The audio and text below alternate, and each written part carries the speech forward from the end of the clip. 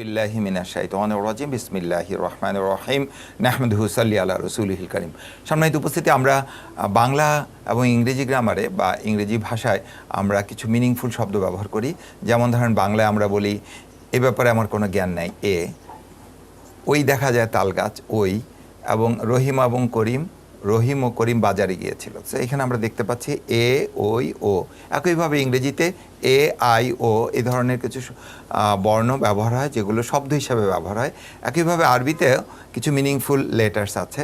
সেই লেটার্সগুলোর মধ্যে আমরা বলতে পারি ওয়া অর্থ এবং, অথবা কখনো ওয়া প্রিপোজিশন হিসেবে ব্যবহার হয়, শপথ।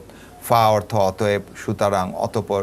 বা অর্থ সাথে, লা অর্থ জন্য, সা অর্থ শীঘ্রই, আ অর্থ কি, কা অর্থ মতন।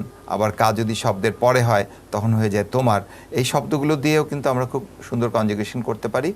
আমরা মোটামুটি কোরআনে এই শব্দগুলো অনেকবার ব্যবহার হয়েছে। সবগুলো শব্দ যদি আমরা কোরআনে পাই, দেখা যাবে যে কোরআনে প্রায় 30-40 হাজার বার এই শব্দগুলো ব্যবহার হয়েছে। এছাড়াও আরও কিছু শব্দ আমরা ব্যবহার করি যেটা নাকি এখানে হয়তো বা আসে নাই। যেমন হু আমরা ব্যবহার করি। হু একটা শব্দ, হু তার। এই হু দিয়ে অর্থ তার। সো আমরা কিতাবুহু, তার কিতাব। একইভাবে ইয়া, ইয়া অর্থ আমার। সো ইয়া দিয়ে বোঝা যায় কিতাবি, আমার কিতাব। এরকম সিঙ্গেল শব্দ বা একক শব্দ অনেক ক্ষেত্রে অর্থবোধক হয়। তা আমরা এখন দেখতে পাচ্ছি ওয়া এবং ফা। আমরা আগের পাঠে যেটা পড়েছিলাম যে হুয়া সে, তার সাথে এখন আমরা ওয়া যোগ করি। ওয়া হুয়া এবং সে, ওয়াহুম এবং তারা, ওয়া আন্তা এবং তুমি, ওয়া আংতুম এবং তোমরা, ওয়া আনা এবং আমি, ওয়া নাহনু এবং আমরা। একইভাবে যদি আমরা মুয়ান্নাসে বলি, ওয়াহিয়া এবং সে, ওয়াহুন্না এবং তারা, ওয়া আন্তি এবং তুমি, ওয়া আন্তুন্না এবং তোমরা, ওয়া আনা এবং আমি, ওয়া নাহনু এবং আমরা।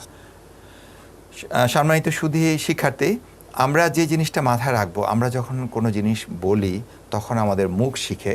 আমরা যখন হাত দিয়ে ইশারা করি তখন হাতটা চলে যায়। এটা কিন্তু একটা সুপার কম্পিউটারের জন্য কষ্টকর, এরকম হাত নিয়ে যাওয়া। ইভেন সুফিয়ার মতো কম্পিউটারে কিন্তু হাত নাড়তে পারেন না। এটা কিন্তু একটা বড় একটা প্রোগ্রাম। তাহলে আপনি যখন এরকম হাত নেড়ে শিখবেন, সেটা আপনার মুখস্থ করার জন্য খুবই সহায়ক হবে। স্পেশালি বিশেষ করে বৃদ্ধ যারা, তারা আমরা এরকম হাত নিতে চাই না যে বাচ্চাদের মতো করে পড়াচ্ছি। তাহলে এটা হয় কি, আপনার ব্রেনে এই হাত নাড়ানোর কারণে ব্রেনে একরকম ফ্ল্যাশ তৈরি হয়, যেটা আপনার মনে রাখতে সহায়ক হয়। আমরা একইভাবে আবার যাচ্ছি ফা। ফা দিয়ে ফাহুয়া অতএব সে, ফাহুম অতএব তারা, ফা আন্তা অতএব তুমি, ফা আন্তুম অতএব তোমরা, ফা আনা অতএব আমি, ফা নাহনু অতএব আমরা। ফাহিয়া অতএব সে মহিলা, ফাহুন্না অতএব তারা, ফা আন্তি অতএব তুমি, ফা আন্তুম অতএব তোমরা, ফা আনা অতএব আমি, ফা নাহনু অতএব আমরা। মাশাআল্লাহ, আমরা যদি এরকম প্রতিদিন অন্তত 4 বার, যখনই আমরা বলবো তখন 4 বার বলবো, মিনিমাম 4 বার আমরা বলবো। এটার পিছনে ছোট্ট একটা লজিক কাজ করে। আল্লাহ সুবহানাহু ওয়া তাআলা বলেছেন, ওয়ালাকাদ ইয়াসসারনাল কোরআন লিযিকরি ফাহাল মিন মুদ্দাকির। আমি অবশ্যই কোরআনকে বুঝার এবং মনে রাখার জন্য সহজ করে দিয়েছি।